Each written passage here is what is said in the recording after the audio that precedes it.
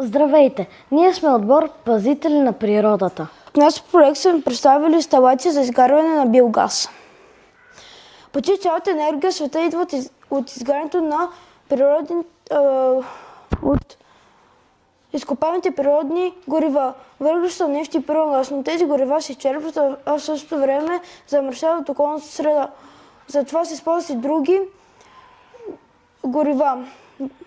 Те са слънчевите лъчи, водата, вятърът, горещи извори и биомасата. Те ни дават така наречената зелена енергия. Биомасата е възобновяем енергиен източник, който представлява слънчева енергия, съхранена в растителни и животински материали. Тя се използва за производството на електричество, топлина и биогорива. Предимствата на биомасата са: тя е възобновяем енергиен източник. Използва се за производство на електроенергия, топлинна енергия, биогаз и биотор. Използването на биомаса намалява емисиите на парниковите газове.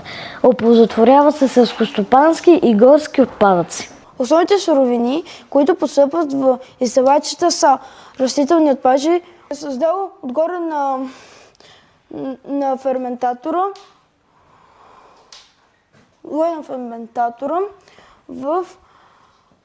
отгоре има воднени вещества и минава към тръбичката, към когенератора.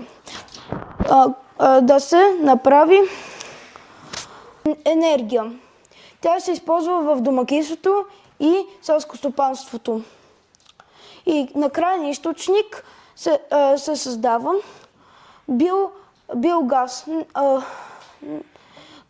което е биотор, който